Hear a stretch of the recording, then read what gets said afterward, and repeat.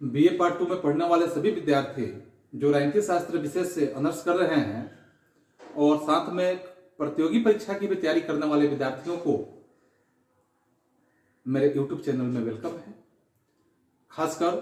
उन तमाम विद्यार्थियों को ध्यान में रखते हुए कार्य किया गया है। जैसे आप यूजीसी नेट की भी तैयारी कर रहे हैं तो इससे आपको बहुत लाभ होने की संभावनाएं बन सकती है। और साथ में जैसे इसमें हम बात करेंगे, इसमें हम देखेंगे कि जो आपके पॉलिटिकल साइंस के अध्याय 2 से लिया हुआ या महत्वपूर्ण जो बिंदु है इसे बिंदुवार हम इस प्रकार से देखेंगे कि जैसे आपका राज्य प्रणाली तथा इसके उप सिद्धांत के बारे में हम आपसे बातें करेंगे। और इस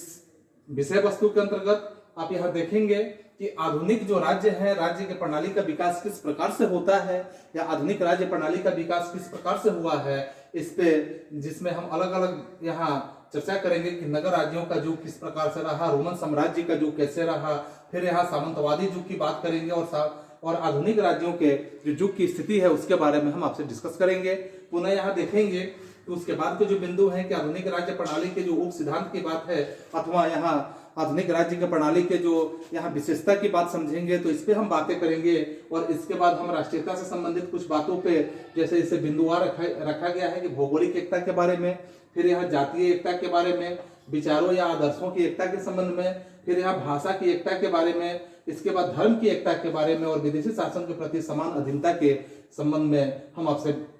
रूबरू होंगे। इसके बाद यहाँ देखेंगे प्रभुसत्ता और शक्ति और अंततः हम यहाँ निष्कर्ष पे पहुंचेंगे कि तमाम बातों पे हम किस प्रकार के निष्कर्ष पे पहुंचेंगे। तो इस व्यवस्था के तहत इस जो बिंदु यहाँ दर्शाए गए हैं, इस बिंदु के माध्यम से आपको कई तरह की जानकारियां मिल सकती है। और मैं आपको एक बात याद दिला दूं कि सारी बातों को जानने से पहले यदि आपको मेरा YouTube चैनल पसंद आता है तो आप निश्चित रूप से मेरे YouTube चैनल को सब्सक्राइब कर लें।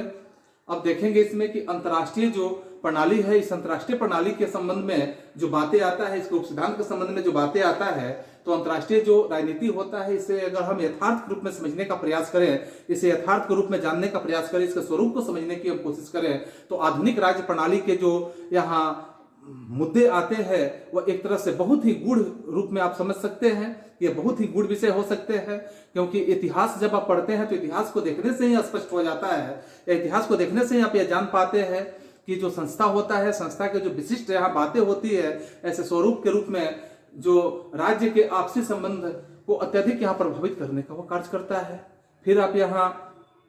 राज्य संस्था की अगर संकल्पना की बात करें कि राज्य संस्था की संकल्पना में परिवर्तन होने से ही यहाँ क्या होता है कि राज्य के अंतर्राष्ट्रीय संबंध का स्वरूप भी बदलते हुए नजर आता है। फिर आप यहाँ आधुनिक जो अंतर्राष्ट्रीय राजनीति होता है इसके कुछ मूलभूत समस्याओं की जिक्र करेंगे कि मूलभूत समस्याएं जो होता है आधुनिक राज्य व्यवस्था के तहत यहाँ विशिष्ट लक्षणों का एक तरह से परिणाम आपके बीच में देखने के लिए मिल सकता है। अगर आप यहाँ एग्जाम्पल के आधार पर देखते हैं कि राज्यों की जो सार्वभौमिकता की बात करें या सार्वभौमिकता का जो मर्यादित सिद्धांत आप समझने का प्रयास करेंगे कि राष्ट्रीय आत्मनिर्णय का एक तरह का सिद्धांत के रूप में आप इसे जानेंगे। और राष्ट्रीयता की बात, शीत युद्ध की बात आदि ऐसे अंतर्राष्ट्रीय जो राजनीति है इसके महत्वपूर्ण प्रसंग किसी न किसी प्रकार से राज्य के प्रणाली से जुड़े हुए स्थिति में आप देख सकते हैं। आधुनिक राज्य की जो प्रणाली है इसमें अगर 188 से भी अधिक राज्यों का समूह देखा जाए तो उससे भी ज्यादा समूह यहाँ 188 से भी ज्यादा राज्यों का समूह जुड़ा हुआ है जो विश्व के संपूर्ण क्षेत्रफल यानी क्षेत्रफल देखेंगे तथा जनसंख्या की एक तरह से आत्मसात करने का यह महत्वपूर्ण अपना रोल अदा करती है। सैद्धांतिक दृष्टिकोण से राज्य जो होते हैं, राज्य के आंतरिक और बाह्य जो क्षेत्र होते हैं या आंतरिक और बाह्य क्षेत्र जो होंगे यह संप्रभु पूर्णतया अनियंत्रित रूप से और मर्यादित रूप से और सर्वोच्च तथा स्वतंत्र रूप से देखने के लिए मिल सकता है। लेकिन वास्तविकता में अगर हम राज्य की बात करते हैं कि राज्य यहाँ मर्यादित हो सकती है और क्योंकि अगर हम कहें कि उन्हें किसी न किसी रूप से अन्य राज्यों के संपर्क में अगर बात करते हैं कि अन्य राज्य जो होते हैं और बंधन में इसे रहने की जरूरत पड़ता ही है कि जो भी राज्य है उसके बंधनों में इसे रहने की आवश्यकता पड़ेगा। फिर भी आप अंतर्राष्ट्रीय क्षेत्र के जो प्रत्येक दृष्टि को देखेंगे कि प्रत्येक राज्य अपनी स्वतंत्रता के समक्ष या फिर आप देखेंगे राष्ट्रीय गरिमा के समक्ष या फिर देखेंगे यहाँ भौतिक हितों की रक्षा के लिए राष्ट्रीय शक्ति का निर्माण यहाँ करने का भरपूर प्रयास करते हैं। फिर यहाँ आप पाएंगे कि राष्ट्रीय शक्ति जो होता है, राष्ट्रीय शक्ति के विकास के संबंध में, कि राष्ट्रीय शक्ति जो होता है इसके विकास के साथ साथ राज्यों के जो स्वार्थ होते हैं, ऐसे स्वार्थ हितों की रक्षा के लिए राष्ट्रीय शक्ति का निर्माण करना, यानी निर्माण यहाँ पे क्या होता है कि निर्माण करने का यह काम करते रहते हैं, क्योंकि राष्ट्रीय शक्ति के विकास के साथ साथ राज्यों के जो स्वार्थ होते हैं वैसे स्वार्थों की आपस में टकराहट होना यहाँ स्थिति उत्पन्न हो जाती है, और साथ में जिसका अगर हम परिणाम कहें तो यह परिणाम के रूप में देखने के लिए मिलेगा कि एक तरह से युद्ध हो सकता है, किसी भी प्रकार का यहाँ वार होने की संभावनाएं बन सकती है। आज की परिस्थितियां इस प्रकार से है कि युद्ध अगर हम साधारण रूप से देखें कि विश्व युद्ध का यह रूप लेते जा रहा है, या युद्ध की स्थिति नहीं हो रहा है, बल्कि आज एक देश यदि दूसरे देश से मन मुटाव की स्थिति में आता है तो निश्चित है कि उस देश के साथ दूसरा देश भी सहयोग की स्थिति में आ जाता है, अर्थात ये युद्ध होने की स्थिति नहीं होकर विश्व युद्ध की स्थिति में उत्पन्न हो जाता है। और वस्तुतः अगर हम यहाँ बातें करें कि राज्यों की जो स्थिति होता है, राज्यों का जो स्वार्थ की बात होता है, स्वार्थ तथा उसकी जो अनियंत्रित शक्ति होता है, इस अनियंत्रित शक्ति के जो युद्ध की स्थिति होता है, इसमें युद्ध में एक लंबे समय तक अंतर्राष्ट्रीय राजनीति का स्वरूप यहाँ निश्चित करने का काम भी किया जाता है। राज्य भी अनियंत्रित और अनियंत्रित के साथ साथ यहाँ देखेंगे कि असीमित शक्ति के धारक के एक तरह से अंतर्राष्ट्रीय राजनीति का सबसे महत्वपूर्ण इकाई के रूप में समझने का हम प्रयास कर सकते हैं, क्योंकि अंतर्राष्ट्रीय राजनीति जो होता है इसके स्वरूप को समझने के लिए आधुनिक राज्य के स्वरूप को, या आधुनिक राज्य की राज्य प्रणाली को, या राज्य प्रणाली के उपसिद्धांत को सबसे पहले समझने की हम लोगों की जरूरत हो जाती है। अब यहाँ हम देखेंगे कि आधुनिक जो राज्य प्रणाली है इसके विकास के बारे में अगर हम बात करते हैं कि आधुनिक राज्य प्रणाली के विकास की क्या स्थिति है, तो इसमें हम अलग अलग बिंदुवार यहाँ बातें करेंगे, लेकिन इससे पहले हमें जानेंगे कि आधुनिक जो राज्य है, आधुनिक राज्य व्यवस्था कोई स्थिर एक तरह की संकल्पना न होकर एक विकास व्यवस्था के रूप में हम इसे समझने का प्रयास करेंगे, क्योंकि यह विकास व्यवस्था के रूप में स्वाभाविक रूप से होता है। कारण कि इसमें आप निरंतर आपको देखने के लिए मिलेगा कि इसमें बदलाव होते हुए आपको नजर आएगा कि हमेशा इसमें कुछ न कुछ बदलाव होते रहता है। आधुनिक राज्य प्रणाली एक निरंतर विकास होने के साथ साथ, यानी एक तरह का निरंतर और क्रमित विकास के रूप में इसको हम समझ सकते हैं कि यह निरंतर विकास होता है, लेकिन एक क्रमित विकास होने की प्रक्रिया पे जुड़ा हुआ है। पश्चिम में जो आधुनिक राज्यों का जन्म की बात करेंगे 17वीं शताब्दी में 1648 ईस्वी की बात समझेंगे कि जो वेस्टफेलिया की संधि से यहाँ समझा जाता था, इसे अच्छी तरह से समझने के लिए पश्चिमी जगत में अगर हम कहें कि राज्यों के विकास को अगर संक्षिप्त रूप से जान लेना चाहिए तो सबसे उचित यही बात होगा, क्योंकि यह विकास अगर हम बात करेंगे तो विकास मुख्य रूप से 4 पैमाने से इसे गुजर कर जाना पड़ता है, जिसमें सबसे पहले अगर पैमाने की बात करते हैं तो यहाँ देखते हैं नगर राज्यों का जो यहाँ युग होता है, नगर राज्यों के युग के बारे में, तो इस पर हम बातें करेंगे नगर राज्यों के युग के बारे में। इसके बाद हम देखेंगे जैसे यहाँ सबसे पहला बिंदु है हमारा नगर राज्यों का जो युग है, तो नगर राज्यों के युग में अगर हम देखेंगे कि सन 1500 ईस्वी की बात लेते हैं कि सन 1500 ईस्वी में वर्तमान जो यूनानी प्रायद्वीप हुआ करता था, उस यूनानी प्रायद्वीप में आपको क्या मिलेगा कि उस राज्य में जो हेलिन नाम का एक तरह के हेलिन कहलाने वाली जो यूनानी जाति हुआ करते थे, तो यूनानी जाति जो थे वहां बसने के साथ साथ यहाँ उन लोग के बसने का जो स्थिति था वहां प्रारंभ हो चुका था। और इस युग में अधिकांश रूप से आपको यह बात समझ में आएगा कि अधिकांश राज्य अगर नगर राज्य के रूप में जाने जाएं तो वह नगर राज्य के रूप में जाने जाते थे। आप एथेंस में देखेंगे, एथेंस स्पार्टा, इस प्रणाली के राज्यों की अगर बातें करते हैं कि एथेंस और स्पार्टा जो है तो इस नगर राज्य के जो प्रसिद्ध एक उदाहरण के रूप में आपके सामने प्रस्तुत हो सकते हैं। सिकंदर के विश्व विजय का जो अभियान चल रहा था, सिकंदर विश्व विजेता बनना चाहता था, तो इस यहाँ विजय का जो अभियान था उसका विश्व विजेता के अभियान नगर राज्य के समाप्त हो जाने के बाद अगर देखे गए तो यहाँ जैसे ही नगर राज्य का समाप्त हो गया तो इसके बाद यहाँ जैसे 328 ईस्वी में या 328 ईस्वी पूर्व की बात अगर हम समझते हैं कि 328 ईस्वी पूर्व में सिकंदर ने नगर राज्य के स्थान पर क्या किया कि उसके जगह पर यहाँ विश्वव्यापी साम्राज्य स्थापित करने का भरपूर प्रयास किया, और इस तरह से उसकी मृत्यु जैसे ही हो जाती है तो मृत्यु होने के बाद वो विशाल साम्राज्य के जो अनेक छोटे छोटे टुकड़े होते हैं वे छोटे छोटे राज्यों में विभक्त होने का काम जारी हो जाता है। यूनानी राज्यों में एक तरह की कूटनीति की बातें आती है, और ऐसे कूटनीति प्रतिनिधि एक तरह से यहाँ जो कूटनीति प्रतिनिधि है ऐसे भेजने की प्रथा उन लोगों के बीच में स्वतः आ जाता है, और युद्ध के संचालन की जो स्थिति होता है यहाँ युद्ध के संचालन में अनेक प्रकार के यहाँ नियम बनाए जाते हैं। और इस नियम के तहत आप पाएंगे कि जो यूनानी होते हैं, यूनानी के कुछ अंतर्राष्ट्रीय संबंधों का अगर हम विकास की बात करें तो यहाँ विकास हो चुका होता है और उसके संघ के बाद यहाँ जो उसके संघ होते हैं, इस संघ के साथ यहाँ जो डेलियन की बात करेंगे कि डेलियन एम्फिट यहाँ तवैनी के रूप में जाना जा सकता था। फिर हम दूसरे यहाँ बिंदु पे देखेंगे कि रोमन साम्राज्य का युग, यानी रोमन साम्राज्य के युग में आप क्या पाएंगे कि जब दूसरा युग यहाँ रोमन साम्राज्य का युग शुरू होता था, यानी इसे हम दूसरे युग के रूप में समझ सकते हैं। तो 264 ईस्वी पूर्व में आप बातें करेंगे कि 264 ईस्वी में यहाँ 264 ईस्वी में खासकर अफ्रीका के उत्तरी तट पर जो बसे हुए कार्थेज के नगर के साथ यहाँ युद्ध छेड़कर उन लोगों ने क्या किया कि रोम में अपने साम्राज्य के निर्माण का उन लोगों ने श्रीगणेश करना शुरू कर दिया, वहीं पे शुभारंभ करना शुरू कर दिया। इसी तरह अगर हम कहें कि और पहली बार यानी पहली शताब्दी ईस्वी में यह साम्राज्य जो था उत्तरी अफ्रीका के साथ साथ यहाँ उत्तरी अफ्रीका और उत्तरी अफ्रीका के साथ साथ स्कॉटलैंड तथा और भी यहाँ जो स्कॉटलैंड के साथ उत्तरी जो अंध महासागर की बात करेंगे कि समुद्र तट से कैस्पियन सागर और ईरान की खाड़ी तक यहाँ विस्तीर्ण होते हुए नजर आने लगा। फिर आप इस साम्राज्य के जो रोमन साम्राज्य की बात को समझेंगे कि रोमन लोग यहाँ सर्वत्र शांति की स्थापना करना चाह रहे थे, तो सर्वत्र शांति, व्यवसाय तथा सुशासन की बातें जो है यहाँ स्थापित करने का इन लोगों ने कार्य भी किया। रोमन साम्राज्य के प्रारंभिक जो स्थिति था, यहाँ प्रारंभिक समय में जो अंतर्राष्ट्रीय संबंध थे, इस अंतर्राष्ट्रीय संबंध का अगर अधिक से अधिक हम बातें करेंगे कि यहाँ विकास होते हुए नजर आया। और जैसे यानी जस के तस यानी ऐसे स्थिति होना यहाँ पे जैसे जस जैंसियन की बात करेंगे अथवा जातियों में आप कहेंगे कि जातियों के कानून नामक अंतर्राष्ट्रीय कानून का एक तरह से यहाँ आधारशिला रखने का इन लोगों ने कार्य भी किया।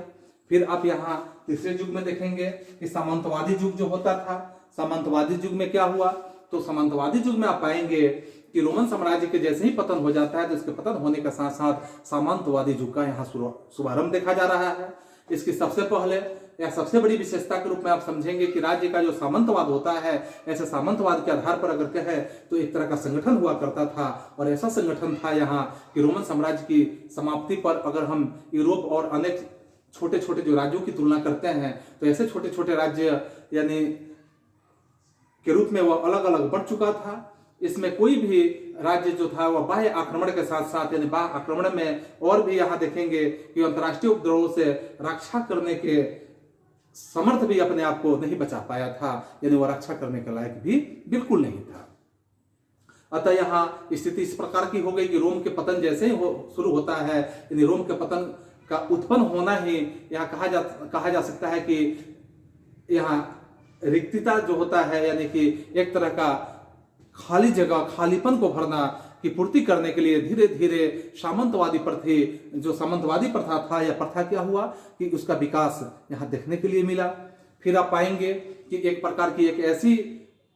ऐसी सोपान यहाँ पद्धति बन चुका था कि एक ऐसी पद्धति थी जिसकी सीढ़ी के सबसे निचले स्तर पर अगर हम अपनी भूमि के साथ बातें करते हैं कि भूमि के साथ बंधा हुआ यहाँ भूदास के रूप में आप देखेंगे। और सबसे ऊपरी सतह पर एक सम्राट हुआ करता था, कोई शक्तिशाली सरदार अपनी सेना की सहायता से भी अगर कहेंगे कि अपनी सेना की सहायता से किसी प्रदेश को जीतकर उसे अपने बड़े बड़े सम्मानों में जो कुछ शर्तों के साथ अगर या कुछ शर्तों के साथ आंतरिक शासन और सुव्यवस्था के साथ यह बांट दिया करता था। और इसके बाद आप देखेंगे कि सामंत जो होते थे लार्ड कहलाते थे। ऐसे सामंत को यहाँ लार्ड के नाम से जाना जाता था।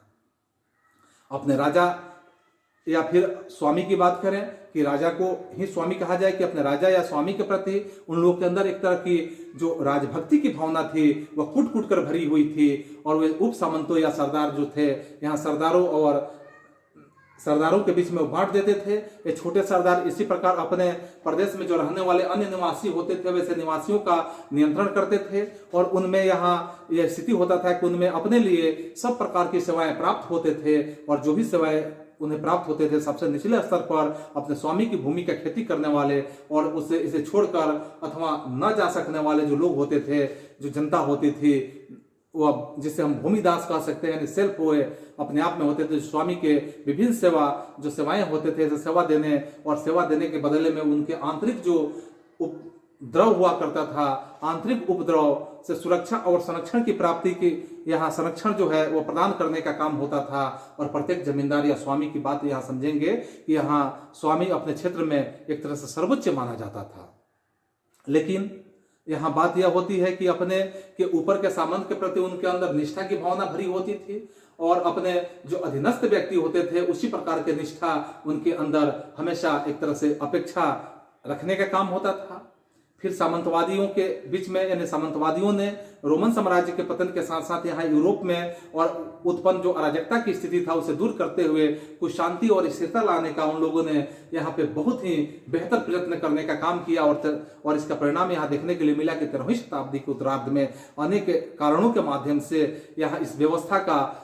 अंत होना शुरू हो गया और आधुनिक राष्ट्रीयता यानी कि आधुनिक राष्ट्र जो है यहाँ राज्य स्थापित होना शुरू हो गया। फिर हम चौथे यहाँ बिंदुओं पे विचार करते हैं कि आधुनिक राज्य का जो उदय होता है या आधुनिक राज्य के उदय में महत्वपूर्ण भूमिका किस प्रकार की होती है। तो इस पे अगर हम देखते हैं कि आधुनिक राज्य के उदय में जो महत्वपूर्ण भूमिका है, जैसे 1648 ईस्वी में देखेंगे कि वेस्टफेलिया नामक जगह होता है। तो वेस्टफेलिया की संधि से यहाँ राज्य का उस व्यवस्था का एक तरह से जन्म होता है, जिसे अगर हम कहें कि आधुनिक राज्य व्यवस्था के नाम से इसे हम जान सकते हैं।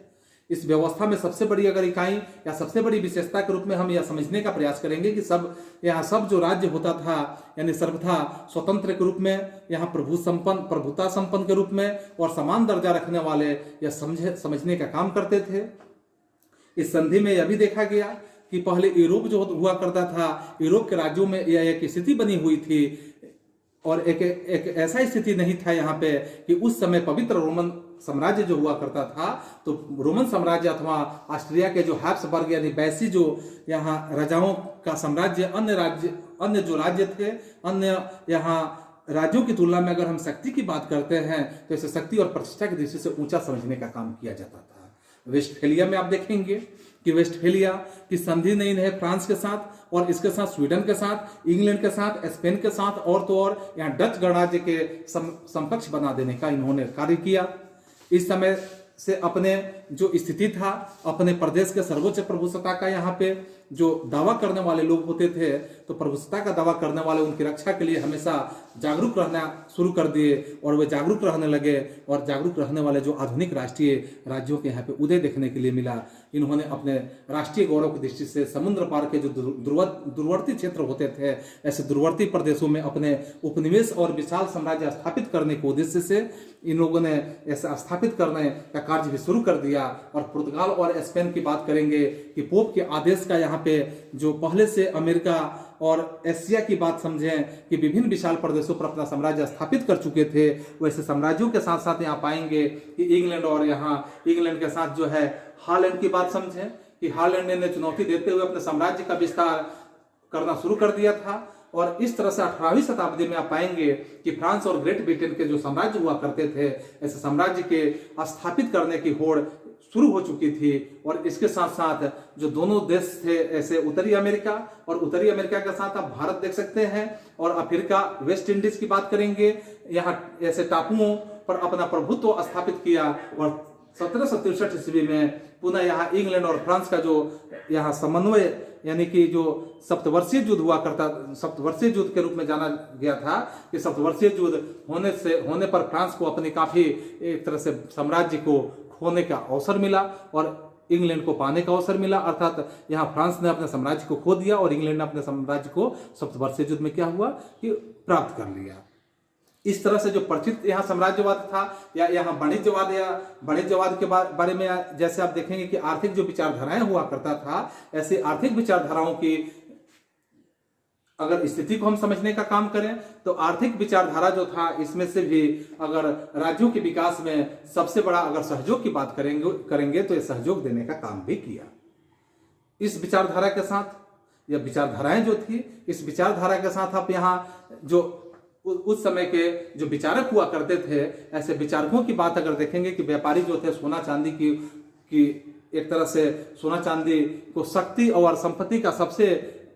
महत्वपूर्ण स्रोत समझने का काम करते थे, क्योंकि वो समझते थे कि सोना चांदी ही सबसे बड़ा शक्ति और सबसे महत्वपूर्ण शक्ति के रूप में समझा जाए। और इस तरह से समझते थे। इस युद्ध के लिए यह आवश्यक हो गया था या एक तरह का एक आवश्यक साधन के रूप में सोना और चांदी को यहाँ समझा जाता था कि युद्ध के लिए सबसे आवश्यक अगर साधन है तो सोना और चांदी के अलावा दूसरा कोई साधन नहीं है। इन्हें इंग्लैंड के लिए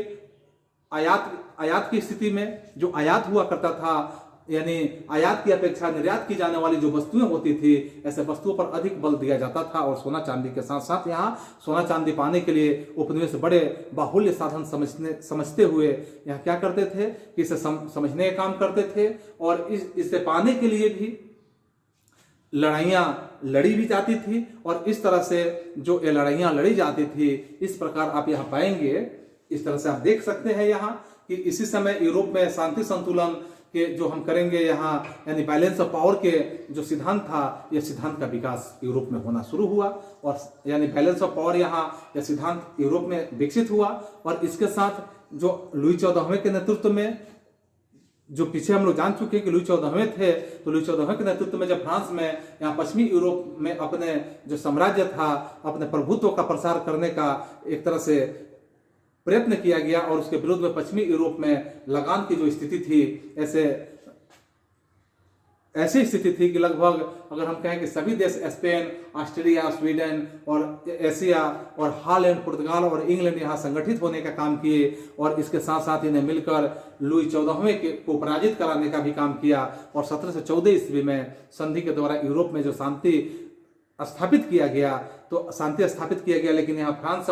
फ्रांस के साथ साथ आप देखेंगे, फ्रांस अपने अपमान को कभी भूलने का काम नहीं किया, वो भूल ही नहीं सकता था फ्रांस अपने अपमान को। और जब फ्रांस अपना अपमान को नहीं भूल सकता था, तो 1776 ईस्वी में उसने क्या किया कि अमेरिकी उपनिवेशों और जो क्रांतिकारी यहाँ पे क्रांतिकारियों की सहायता करने का उसने काम किया। इसके साथ इसने स्पेन और इंग्लैंड को भी उसे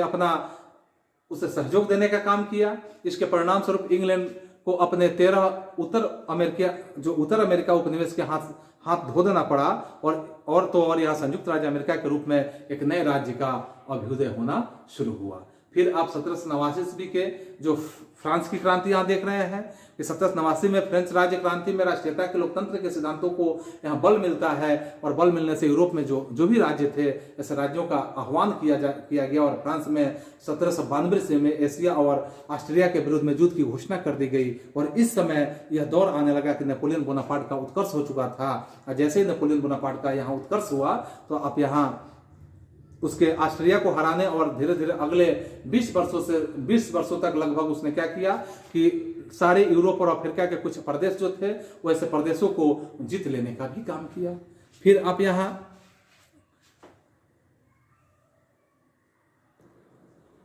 और इस तरह कई प्रकार के जो युद्ध यहाँ देखने के लिए मिला है। अर्थात हम यहाँ अंततः यह भी बात कह सकते हैं कि युद्ध की जो समाप्ति हुआ, इस समाप्ति के बाद अगर आधुनिक राज्यों के विकास की बात करते हैं, तो यहाँ पांचवा युग का हम शुभारंभ की भी बात करेंगे। क्योंकि इसकी प्रधानता जो होती है, इसकी विशेषता इंग्लैंड, फ्रांस आदि की अगर हम बात करें, यूरोप के जो राष्ट्र के रूप में हम देखते हैं कि इसके जो राष्ट्रों की महाशक्ति के रूप में यहाँ समाप्ति, जैसे रूस और अमेरिका की स्थिति को समझिए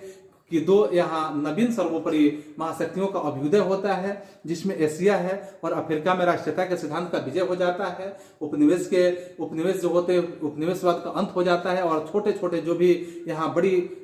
राज्य होते हैं, ऐसे राज्य बड़ी संख्या में एक तरह से अभ्युत्थान के साथ साथ यहाँ संयुक्त राष्ट्र संघ की स्थापना तथा जो आणविक शक्ति होता है, उस आणविक शक्ति में आयुधों के विकास के क्रम में वो विकास करते हैं। और साथ में इन सभी के साथ अगर हम कहें कि समय ने सभी राष्ट्रीयता के साथ प्रभुसत्ता के सिद्धांत पर बहुत बल देने का भी काम किए। और खासकर अंततः हम यह बात कहेंगे कि आधुनिक राज्यों की बहुत बड़ी विशेषता है राष्ट्रीयता और संप्रभुता के रूप में हम समझ सकते हैं। फिर हम यहाँ अगले बिंदु पे बात करते हैं कि आधुनिक राज्य प्रणाली के उप सिद्धांत अथवा इसकी विशेषता के बारे में। तो आधुनिक राज्य प्रणाली के उप सिद्धांत क्या है, तो इसमें सबसे पहले हम देखेंगे कि आधुनिक राज्य प्रणाली का उदय अगर हम समझने का प्रयास करें, तो इससे हम सबसे पहले 1648 ईस्वी में समझेंगे कि आधुनिक राज्य प्रणाली का उदय 1648 ईस्वी में समझा जा सकता है, क्योंकि इसके बाद ही हुआ। और इसकी जो विशेषताएं हैं, इस विशेषताओं में हम सबसे पहले देखेंगे तो इसमें राष्ट्रीयता के बारे में देखेंगे। आधुनिक राज्य की राज्य प्रणाली में सबसे एक नंबर में अगर हम बात करें तो इसमें राष्ट्रीयता की बात आता है। फिर हम दूसरे बिंदु पे देखेंगे प्रभुसत्ता, तीसरे में शक्ति के बारे में देखेंगे। तो राष्ट्रीयता में हम बात करेंगे कि राष्ट्रीयता क्या स्थिति होता है। तो आधुनिक राज्य प्रणाली जो है, इस पद्धति की एक बहुत बड़ी विशेषता अगर आप देखेंगे नेशनलिज्म की बात करेंगे, क्योंकि यही भावना का विकास होता है, राष्ट्रीयता की भावना का विकास होता है। और इस समय जो अधिकांश राज्य होते हैं, ऐसे राज्य की राष्ट्रीयता का पर ही यह आधारित होता है। खासकर अंतर्राष्ट्रीय जो रंगमंच की स्थिति को समझेंगे, तो अंतर्राष्ट्रीय रंगमंच पर घटित होने वाली जो भी ये सब प्रमुख घटनाओं की अगर जिक्र करें तो यहाँ प्रधान प्रेरणा यही की भावना समझी जा सकती है। चाहे वह घटना अरब में हो, अरब इजराइल का संघर्ष आप समझ सकते हो, या भारत पाक की युद्ध की स्थिति को समझ सकते हो, अथवा वियतनाम की लड़ाई की बातों को समझ सकते हो, या यह कहना बिल्कुल अतिशयोक्ति नहीं हो सकता है कि यहाँ जो सभी वर्तमान अंतर्राष्ट्रीय समस्याएं हैं, इस अंतर्राष्ट्रीय समस्याओं के साथ जो अंतर्राष्ट्रीय व्यवहार है, जिसे हम इंटरनेशनल बिहेवियर के रूप में ऑफ स्टेट्स को समझने के कारण यहाँ कह सकते हैं कि इसके लिए अत्यंत आवश्यक एक तरह का साधन माना जा सकता है।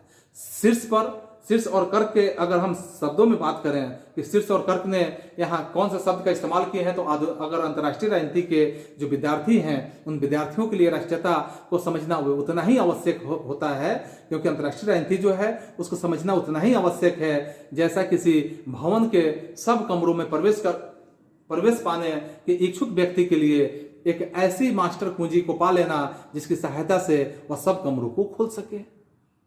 इसे हम अंतर्राष्ट्रीय राजनीति कह सकते हैं। तो इस तरह से वस्तुतः अगर हम कहें कि वर्तमान समय में अगर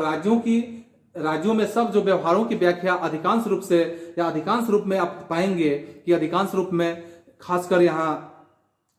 उनकी राष्ट्रीय आशाओं, उसके बाद आशंकाओं की बात, महत्वाकांक्षाओं की बात और संघर्षों के रूप में निश्चित रूप से की जा सकती है। जैसे अगर हम बात करते हैं कि पाकिस्तान के व्यवहार तथा विदेश नीति की स्थिति को, तो यहाँ पाकिस्तान के व्यवहार और विदेश नीति का मूल कारण उसकी एक राष्ट्रीय अभिलाषा और महत्वाकांक्षा हो सकता है कि वह संसार में सबसे बड़ा और शक्तिशाली मुस्लिम राष्ट्र बने। उसे यह आशंका है, उसे यह मन में आशंका निश्चित है कि वह संसार का सबसे बड़ा मुस्लिम और कैसा, तो मुस्लिम राष्ट्र वाला वह देश बने, मुस्लिम राष्ट्र बने। ऐसा आशंका है कि उसके जो पड़ोसी भारत सदैव उसके इस उद्देश्य की पूर्ति में बाधक बना हुआ है। और खासकर उसने कश्मीर को पाने के लिए भारत के साथ 1947 में युद्ध किया, 1965 में युद्ध किया, 1971 में युद्ध किया, और 3 बार जो इस तरह के जो 3 बार का युद्ध हुआ, सैनिक संघर्ष यहाँ देखने के लिए मिला। आजकल प्रत्येक देश के नेता जो हैं अपने राष्ट्रीय हित को सर्वोपरि ही समझते हैं, और इस तरह से उनके अगर मत के अनुसार कहा जाए तो राज्य के प्रति सब नागरिकों को अगर कहें तो सर्वोपरि निष्ठा और भक्ति होनी भी चाहिए, क्योंकि इसके लिए उन्हें अपने सर्वस्व का जो बलिदान होता है वो सर्वस्व का बलिदान कर देने की जरूरत होना चाहिए।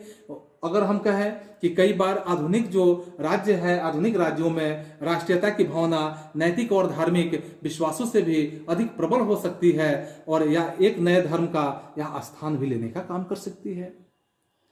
फिर हिटलर के समय में जर्मनी की आप दशा को देखेंगे कि जर्मनी की भी यही स्थिति थी। सुप्रसिद्ध यहाँ इतिहासकार एक हैं जिनका नाम अगर हम लें कि आर्नोल्ड टायनबी की बात अगर करते हैं तो इससे पश्चिमी जगत का एक नया धर्म बताने का भी काम किया उन्होंने। फिर यहाँ राष्ट्रीयता की परिभाषा करना बिल्कुल कठिन बन जाता है, क्योंकि अगर हम नेशनलिज्म यानी राष्ट्रीयता की बात करते हैं, राष्ट्र शब्द से या जो राष्ट्रीयता जो है यह राष्ट्र शब्द से बना हुआ है, और राष्ट्र का यहाँ पे जो दायित्व बनता है, राष्ट्र का सामान्य अर्थ एकता को या एकता की भावना रखने वाला जन समुदाय के साथ हम कर सकते हैं। आजकल प्राय राष्ट्र शब्द का प्रयोग राज्य के जो अर्थ होते हैं राज्य के अर्थ में भी प्रयोग किया जाता है, और खासकर जैसे राष्ट्र संघ है यानी लीग ऑफ नेशन की बात करेंगे तो उसमें, अथवा संयुक्त राष्ट्र संघ की भी बात करें कि संयुक्त राष्ट्र संघ जो है यूनाइटेड नेशन, तो राज्य का जो यह रूप होता है, राज्य के अर्थ में राष्ट्र शब्द के प्रयोग के कारण होने वाले जो यहाँ संयम होते हैं, और यहाँ संयम के साथ भ्रांति को दूर करने के लिए अनेक लेखक जो हैं राष्ट्र शब्द के स्थान पर राष्ट्रीय वर्ग या नेशनलिटी का प्रयोग करते हैं। राष्ट्रीय वर्ग जो होता है, इस राष्ट्रीय वर्ग का अभिप्राय एकता होता है, एकता और अनुभूति बनाए रखने वाला एक तरह का समुदाय हम कह सकते हैं। भले ही अगर हम कहें कि वो राज्य जो होता है, राज्य में जो इस तरह के राजनीतिक दृष्टि से समावेशित करने के लिए नहीं देखा जा सकता है कि समावेशित नहीं हुआ है। अगर हम उदाहरण के लिए लें कि बांग्लादेश में रहने वाले जो बंगाली जनता दिसंबर 1971 ईस्वी में क्या करते हैं कि देश के अंदर स्वतंत्र होने से पहले अपनी एकता को या एकता की जो अनुभूति होता है उसे रखने वाले या एकता की अनुभूति रखने वाला एक तरह का राष्ट्रीय वर्ग था, और स्वतंत्र होने के बाद जो वह राष्ट्र और राज्य बन जाता है। और 1919 ईस्वी में फिर आप देखेंगे कि ऑस्ट्रेलिया तथा हंगरी की स्थिति को, तो ऑस्ट्रेलिया और हंगरी की स्थिति में जब देखेंगे तो इसमें आपको यह ज्ञात हो जाएगा कि ऑस्ट्रिया और हंगरी की स्थिति में क्या होता है कि यहाँ जो ऑस्ट्रिया और हंगरी है कि इसके अनुभूति के साथ साथ यहाँ राष्ट्रीय वर्ग के रूप में होते हैं। पेरिस की शांति संधि के बाद यूगोस्लाविया की बात समझे या हंगरी की बात समझे, पोलैंड की बात समझे, चेकोस्लोवाकिया की बात समझे, रूस तथा राष्ट्र के राज्यों के साथ बने हुए हैं। राष्ट्रीयता का सबसे बड़ा अगर संतोषजनक अगर हम बात करें, संतोषजनक लक्षण प्रकट करते हुए यदि हम यहाँ समझने का प्रयास करते हैं तो अर्नेस्ट वार्कर ने स्वयं इस बात को स्वीकार भी किया है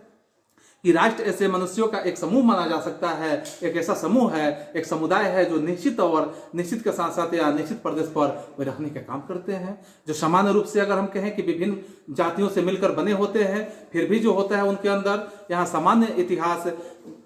के कारण जो उनका सामान्य इतिहास होता है, कारण उनमें एक प्रकार के सामान्य विचारों और अनुभूतियां पाई जाती है और इस तरह उनका धर्म जो होता है लगभग एक जैसा ही यानी एक ही प्रकार का होता है। वे अपने और भावनाओं को व्यक्त करने के लिए ही सामान्य भाषा का प्रयोग करते हैं। इस तरह से उनमें यह सामान्य इच्छा और भावना होती है कि वे अपना पृथक राज्य बनाकर ही ले लें। और राष्ट्रीयता का अगर गंभीर अध्ययन करने वाले एक विद्वान होता है तो अगर ऐसे राष्ट्रीयता की भावना जिसके अंदर होती है, इस तरह की भावना के लिए अपना पृथक राज्य बनाकर निश्चित हो सकता है।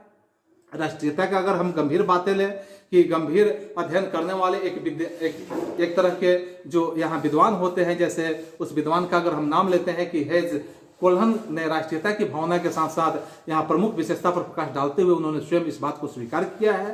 कि मनुष्य जो होता है यानी राष्ट्र जो होता है मनुष्य के साथ या मनुष्य की पूरी निष्ठा और स्वतंत्र राजनीतिक संगठन की आकांक्षा रखने वाला एक तरह का जन समुदाय होता है। फिर एक अन्य विद्वान जिनका नाम अर्नेस्ट रेनन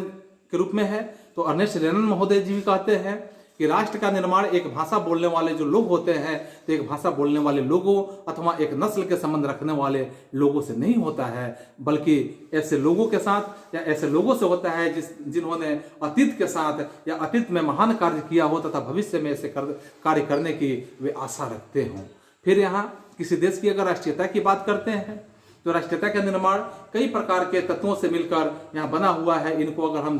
स्लीचर के रूप में समझें तो स्लीचर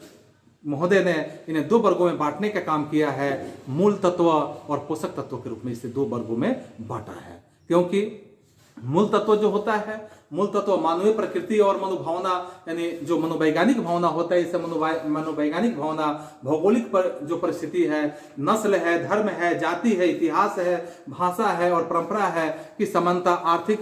जो परिस्थितियां हैं या प्रजातंत्र है और सुरक्षा की भावना और सामान्य यहाँ शासन का प्रयोग कर सकते हैं। और पोषक तत्व जो होते हैं उस पोषक तत्वों में आप देखेंगे कि विद्यालय हो सकता है, समाचार पत्र हो सकता है, रेडियो हो सकता है, टेलीविजन हो सकता है, फिल्म हो सकता है, संगीत हो सकता है, आदि विभिन्न प्रकार के जो प्रचार के साधन होते हैं यह सारे तत्व इसमें आपके पोषक तत्वों में आ सकते हैं। फिर यहाँ जिस स्थान पर रहता है वह भाषा बोलता है, जैसा व्यक्ति जिस स्थान पर रहता है कोई भी व्यक्ति वही भाषा बोलता है, उससे उसका जो स्वाभाविक लगाव होता है वह निश्चित हो जाता है, क्योंकि जिस भाषा को बोलता है उस भाषा से उसका स्वाभाविक लगाव बढ़ जाता है। और उस समय या उस स्थान के अन्य जो निवासी होते हैं, निवासियों के साथ एक प्रकार की ऐसी एकता की अनुभूति भी वह अपने मन के अंदर रखता है, जो उसे दूसरे स्थान के जो निवासी होते हैं उससे भिन्न करने का काम करती है। फिर आप यहाँ उससे अपनी भूमि की बात, भाषा की बात, धर्म के प्रति जो अनुरक्ति होता है और भक्ति की भावना उसके अंदर उत्पन्न हो जाती है। और राष्ट्रीयता जो होता है वस्तुतः एक मनोवैज्ञानिक भावना होता है, क्योंकि इसके न होने पर किसी राष्ट्र का निर्माण हो ही नहीं सकता है। खासकर ब्रिटिश शासन में हिंदुस्तान पाकिस्तान एक थे, तो इस तरह से इस ब्रिटिश संरक्षण में मुस्लिम लीग द्वारा जब मुसलमानों पर बहुमत के अत्याचार का हुआ यहाँ दिखाया गया और कांग्रेस के जो मंत्रिमंडल थे, इस मंत्रिमंडल द्वारा मुसलमानों के अत्याचार को कल्पित करने का कार्य किया गया, तो ऐसे वर्णन जब किए गए तो उनमें हिंदुओं से पृथक पाकिस्तान का राज्य बनाने का मनोवैज्ञानिक भावना उत्पन्न होना शुरू हो गई। अब यहाँ हम बातें करेंगे कि राष्ट्रीयता के जो निर्माणकारी तत्व होते हैं, वे राष्ट्रीयता के निर्माणकारी तत्वों में खासकर सबसे पहले अगर तत्व के रूप में हम देखें तो इस तत्वों में आप देखेंगे कि भौगोलिक एकता इसके निर्माणकारी तत्वों में एक नंबर पॉइंट के रूप में हम रख सकते हैं। भौगोलिक एकता क्या है? तो भौगोलिक एकता के बारे में देखेंगे कि भौगोलिक एकता जो है राष्ट्रीयता के विकास के लिए एक महत्वपूर्ण रूप समझा जा सकता है, क्योंकि भौगोलिक स्थिति तथा जलवायु के जो क्लाइमेट होते हैं, वैसे क्लाइमेट और मनुष्य के चरित्र और शारीरिक जो गठन होता है, इस गठन पर निश्चित प्रभाव देखने के लिए मिल सकता है या निश्चित प्रभाव इस पर पड़ सकता है। इसके फलस्वरूप ऐसे मनोवैज्ञानिक गुणों की यहाँ उत्पत्ति होती है जिनसे एक भौगोलिक सीमा के अंदर बसे हुए जो लोग हैं, ऐसे लोगों के या लोगों में सहयोग और सहानुभूति पैदा हो जाती है। जैसे गिलक्राइस्ट महोदय ने इस बातों पे अपने बातों को रखा है कि एक निश्चित भूभाग पर निरंतर एक साथ रहना राष्ट्रीयता के विकास के लिए बिल्कुल आवश्यक होता है, क्योंकि एक निश्चित भूभाग पर जब तक लगातार व्यक्ति नहीं रहेगा, उसके अंदर वहां की राष्ट्रीयता की भावना का विकास हो ही नहीं सकता है। फिर हम दूसरे बिंदु पे देखेंगे कि जातीय एकता। तो इसमें देखिए दूसरा जो पॉइंट है आपका जातीय एकता। तो जातीय एकता में आप क्या देखेंगे कि जातीय एकता जो होता है कि नस्ल की जो भावना होती है, नस्ल की एकता होती है। तो नस्ल की एकता के कारण आप यहाँ पाएंगे कि लोगों के अंदर एक दूसरे के लिए सहानुभूति और एक तरह से जो साम्य स्थिति होता है वह एक दूसरे के प्रति यहाँ साम्य स्थिति पैदा हो जाती है। ऐसी भावना लोगों के अंदर पैदा हो जाती है, क्योंकि यहाँ जिरमन महोदय ने भी कहा इस बात पे कि जातीय एकता जो होता है वह राष्ट्रीयता के विकास के लिए यहाँ सर्वप्रमुख तत्व के रूप में समझा जा सकता है। फिर हम यहाँ तीसरे इसके बिंदु पर विचार करेंगे, विचारों या आदर्शों की एकता। तो विचारों और आदर्शों की एकता पे अगर हम देखते हैं कि बहुत से ऐसे लोग होते हैं, तो बहुत से ऐसे लोगों की सामान्य जो राजनीति होती है, उनकी आकांक्षा की बात करें कि उन्हें एक सूत्र में बांध देने का यह काम करता है, क्योंकि इस तरह की राजनीतिक आकांक्षा होती है, या खासकर ऐसे जो स्वाधीनता की मांग के लिए या स्वाधीनता के मांग के रूप में खासकर देखने के लिए मिलता है। क्योंकि कुछ वर्ष पूर्व अगर हम यहाँ देखें कि कुछ वर्ष पूर्व दुनिया का अधिकांश भाग जो होता था यह गुलामी की जंजीरों में जकड़ा हुआ था, और इसके विरुद्ध में जो देशवासी होते थे यहाँ स्वतंत्रता संग्राम चलाने का काम कर रहे थे, स्वतंत्रता की लड़ाई लड़ रहे थे, और उन्हें अपने इस राजनीतिक आदर्श ने उन्हें एक सूत्र में बांधने का भी कार्य किया, जिसे हम विचारों या आदर्शों की एकता के रूप में समझ सकते हैं। फिर हम यहाँ चौथे बिंदु पे देखेंगे भाषा की एकता। तो भाषा की एकता भी जो होता है यहाँ राष्ट्रवाद के साथ साथ, यानी राष्ट्रवाद के निर्माण में अगर हम भाषागत एकता का महत्वपूर्ण तत्व समझने का काम करें तो ये निश्चित रूप से हम समझ सकते हैं, क्योंकि सामान्य भाषा ऐतिहासिक परंपरा के साथ साथ ऐतिहासिक परंपराओं को जीवित रखने में एक तरह से सहायक भी साबित होती है, और एक ऐसे राष्ट्रीय मनोवैज्ञानिक को जन्म देने का भी काम करती है, जिससे सामान्य नैतिकता और सामान्य राष्ट्रीयता का विकास यहाँ संभव हो पाता है। फिर हम यहाँ इसके पांचवें बिंदु पर देखेंगे धर्म की एकता। तो धर्म की एकता में अगर हम देखते हैं तो धार्मिक एकता में अगर राष्ट्रीय एकता है तो राष्ट्रीय एकता को जन्म देने और उसे सबल बनाने में बहुत कुछ यहाँ जो किया है, बहुत तरह के योगदान दिया है। खासकर यहूदी है, तुर्की है, तुर्क वाले हैं, तो यहूदियों और तुर्कों जो है और अरबों ने राष्ट्रीयता का विकास प्रमुख रूप से यहाँ धर्म के कारण साबित हुआ है। फिर हम यहाँ देखते हैं छठे में विदेशी शासन के प्रति समान अधीनता। तो विदेशी शासन के प्रति समान जो अधीनता है, इसमें कभी कभी युद्ध शासन की, खासकर यहाँ जो युद्ध शासन है, तो कभी कभी यहाँ युद्ध शासन की जो अधीनता है यहाँ राष्ट्रीयता का सबल कारण के रूप में हम समझ सकते हैं कि सबल कारण के रूप में। और अंग्रेजी जो शासन काल है, अंग्रेजी शासन काल में जो भारत को राजनीतिक एकता प्राप्त हुआ, उस राष्ट्रवाद की भावना को यहाँ बलवान होना तय हो गया, क्योंकि अगर अंग्रेजी शासन व्यवस्था नहीं होती तो भारत में भी राष्ट्रीयता की भावना जो आज दिखता है, या राष्ट्रीयता की भावना पहले भी नहीं थी और ये नहीं हो पाती। तो इस तरह की राष्ट्रीयता की भावना जो है समान अधीनता के कारण भी संभव हो पाता है। फिर हम यहाँ अगले बिंदु पे विचार करते हैं, इसके दूसरे पॉइंट पे संप्रभुता की बात। तो संप्रभुता क्या होता है, यानी प्रभुसत्ता क्या होता है, इस प्रभुसत्ता की बात करेंगे। तो प्रभुसत्ता क्या है कि आधुनिक राज्यों में एक सबसे बड़ी विशेषता प्रभुसत्ता के रूप में हम समझ सकते हैं कि आधुनिक राज्यों के लिए सबसे बड़ी विशेषता प्रभुसत्ता है, क्योंकि अगर हम कहें कि ऐसा कानूनी सिद्धांत है जो प्रत्येक राज्य को पूरी स्वतंत्रता और आंतरिक मामलों में खासकर तथा अन्य राज्य जो होते हैं, अन्य राज्यों के लिए या अन्य राज्यों के साथ जो संबंध होते हैं, संबंध उसे असीम, अमर्यादित और पूर्ण अधिकार यहाँ प्रदान करने का काम करता है। फिर यहाँ बोधा महोदय के अनुसार अगर हम कहते हैं कि प्रभुसत्ता राज्य का जो नागरिक है, यहाँ राज्य के नागरिकों तथा जो प्रजा जन होते हैं राज्य के, उन पर सर्वोच्च अधिकार होता है, और कानून जो होते हैं कानून द्वारा यह एक तरह से नियंत्रित नहीं होता है। इसका आशय यहाँ पे यह बन जाता है, इसका आशय यहाँ यह स्पष्ट होता है कि खासकर स्वतंत्रता और आंतरिक मामले में अन्य राज्यों के जो साथ होते हैं संबंध में, उससे असीम अमर्यादित और पूर्ण अधिकार यहाँ प्रदान करने का काम करते हैं। फिर यहाँ जैसे मैंने बोधा महोदय की बात बताया कि इससे उनके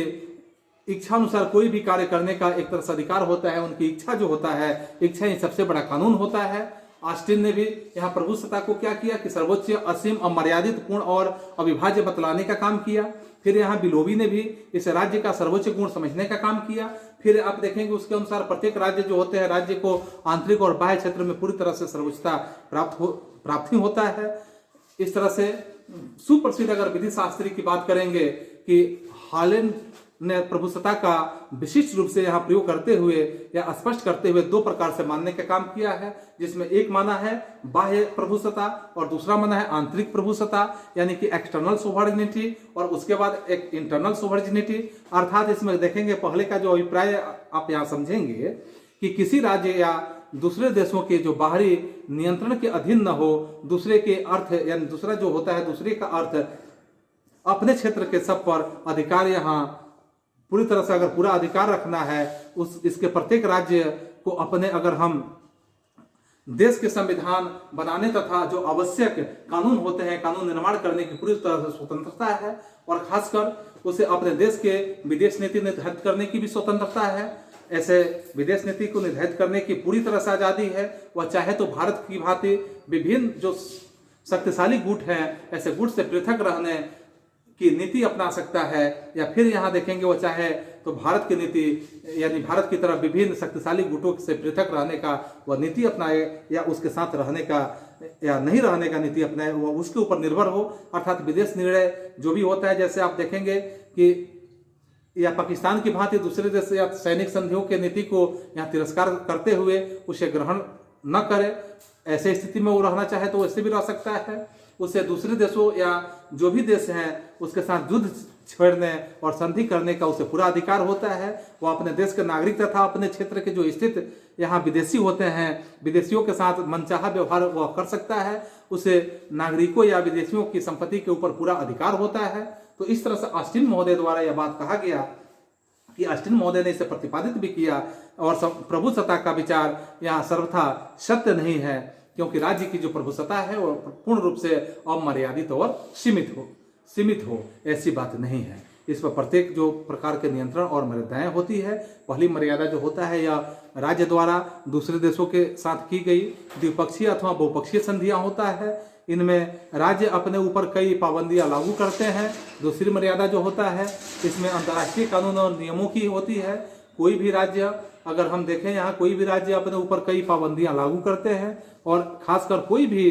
सभ्य राज्य जो होता है सामान्य रूप से इन नियमों का उल्लंघन नहीं कर सकता है। जैसे में हम देखेंगे प्रत्येक राज्य अपने नागरिकों या विदेशियों के से मनमाना व्यवहार करने की स्वतंत्रता रखते हुए भी इस बात का पूरा ख्याल रखता है कि उसका व्यवहार दूसरे देशों के क्षोभ या असंतोष उत्पन्न करने वाला न हो सके, क्योंकि इसलिए अपने राज्य में आने वाले विदेशी राजाओं, शासनाध्यक्षों और खासकर राजनीतिक प्रतिनिधि होते हैं को विशेष तथा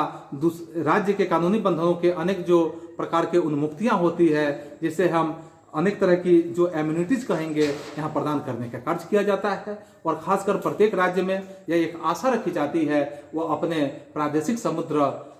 की सीमा के विदेशी जो व्यापारी होते हैं जहाजों को सुरक्षित रूप से गुजरने का अधिकार वहां देने का काम करेगा। प्रत्येक यहाँ देश अपनी, यद्यपि अगर हम कहें कि दूसरे राज्य के प्रदेश की सीमा को उल्लंघन करने की स्वतंत्रता रखता है, किंतु वह सदैव ऐसा न करने का हमेशा प्रयत्न में रहता है, क्योंकि संयुक्त राष्ट्र के चार्टर पर हस्ताक्षर करने वाले राज्यों ने अपने अन्य राज्यों के साथ शांतिपूर्ण नीति के जो व्यवहार है इसकी प्रतिज्ञा करते हुए दूसरे देश के साथ युद्ध छेड़ने अपने अधिकार पर बहुत बड़ी पाबंदी खुद को लगा लिया है। और इस तरह से फिर आप यहाँ देखेंगे कि जो यहाँ अगर हम पाते हैं कि विभिन्न समय में या वर्तमान समय में अगर हम देखें कि वर्तमान समय में जो राष्ट्रीयता की भांति प्रभुसत्ता की बात करें कि प्रभुसत्ता का विचार भी अंतर्राष्ट्रीय अशांति और अराजकता और अव्यवस्था के साथ साथ यहाँ एक प्रधान कारण यह बन चुका है, क्योंकि ऐतिहासिक दृष्टि से यह विचार जो है राजाओं की निरंकुश और सत्ता का समर्थन करने के लिए प्रतिपादित करने का काम किया गया था। और जो यहाँ राजा थे, राजाओं की निरंकुश सत्ता यहाँ समाप्त हो चुकी है उसका स्थान जो है अब राष्ट्रीय राज्यों की निरंकुश सत्ता जो है इसने ले लेने का काम किया है। इसी कारण इस समय अगर हम देखें कि अशांति और अव्यवस्था है, तो अतः अगर हम कहें कि इस समय ऐसे विचारकों की कमी नहीं है, क्योंकि जो प्रभुसत्ता यानी प्रभुसत्ता है इसके विचार के विरोधी होते हैं, तो प्रभुसत्ता के विचार के विरोधी रहने वाले यानी इसकी जो संपत्ति है वो अनिवार्य समझते हैं। लास्की महोदय ने इस बात पे विचार भी किया है। लास्की महोदय ने कहा भी है कि 1916 ईस्वी में भविष्यवाणी वह स्वयं किया हुआ था कि राज्य की प्रभुसत्ता का विचार उसी प्रकार समाप्त हो जाएगा जैसे राजाओं के दैवी अधिकार यानी कि डिवाइन राइट्स ऑफ किंग हुआ करता था। इनके विचार का अंत जैसे हो चुका है आज के डेट में। तो इस तरह से लास्की की इस भविष्यवाणी के बावजूद अगर हम निकट भविष्य की बात करते हैं, निकट भविष्य में प्रभुसत्ता के विचार की बात करते हैं, इसे प्रत्याग किए जाने की कोई संभावना प्रतीत नहीं होती है। संक्षेप में अगर हम कहना चाहें तो यह वर्तमान राष्ट्रीय राज्यों की एक ऐसी मौलिक तथा प्रमुख विशेष एक तरह की विशेषताओं के साथ यहाँ प्रकट करती है जिसकी अभिव्यक्ति किसी अन्य पर्यायवाची शब्द द्वारा बिल्कुल नहीं किया जा सकता है। और इसके साथ अगर हम कहें कि पामर तथा पार्किंस ने यह बात स्पष्ट रूप से और सही ही लिखा है कि जब तक अंतर्राष्ट्रीय समाज में जो राष्ट्रीय राज्य की व्यवस्था बनी हुई है तब तक प्रभुसत्ता का विचार बिल्कुल बना रहेगा। और इस तरह से अंतर्राष्ट्रीय संबंधों के अध्ययन में इसका अनुशीलन अनिवार्य रूप से किया जाता रहेगा। और साथ साथ इस विचार ने जो अंतर्राष्ट्रीय क्षेत्र के शक्ति के लिए एक तरह से संघर्ष और शक्ति की बात है, तो शक्ति की राजनीति को उग्र बनाने का काम करेगा। फिर हम इसके अंतिम बिंदु पे विचार करते हैं जो शक्ति के रूप में है कि शक्ति क्या है। तो देखेंगे कि आधुनिक राज्य जो है कि एक बहुत बड़ी विशेषता यह है कि शक्ति का मतलब पावर। आप समझ रहे हैं कि पावर यह रखता है क्योंकि राष्ट्रीयता जो है, राष्ट्रीयता और प्रभुसत्ता की भांति राष्ट्रीय शक्ति भी वर्तमान जो आपकी उपपद्धति है का एक आवश्यक अंग बन जाता है। और शक्ति के बिना यानी शक्ति के माध्यम से ही राज्य अपनी घरेलू और विदेश नीतियों का कार्यान्वयन सही ढंग से कर पाएगा। और इस तरह किंतु अगर हम कहें कि शक्ति जो है सभी देशों की शक्ति समान नहीं होती है और कुछ बहुत बड़ी यानी बहुत बड़ी शक्ति अगर रखते हैं इसका अंतर्राष्ट्रीय क्षेत्र में बहुत बड़ा महत्व भी होता है। और जैसे द्वितीय विश्व युद्ध के पहले आप देखेंगे ग्रेट ब्रिटेन और फ्रांस, और इस युद्ध के बाद देखेंगे कि रूस और अमेरिका की स्थिति, अन्य राज्यों के पास यह शक्ति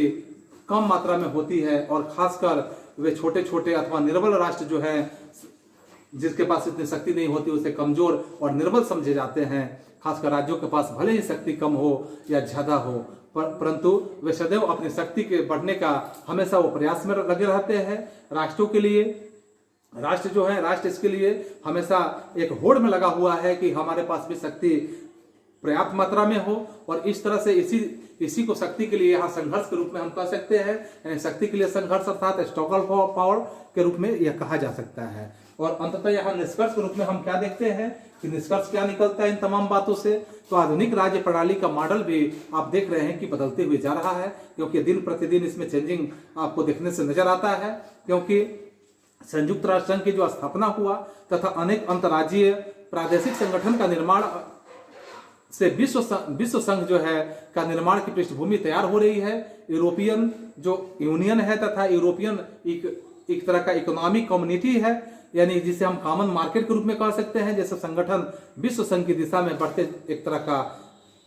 क्रमबद्ध चरण के रूप में आप समझ सकते हैं कि विश्व संघ की अवधारणा से अगर संप्रभु की बात करें, राज्य की संकल्पना की बात करें कि यहाँ भविष्यवाणी जो है कुछ अंधकार में बिल्कुल नजर आता है। तो इस तरह से आज का हम लोगों का यह दूसरा अध्याय भी समाप्त होता है, जिसमें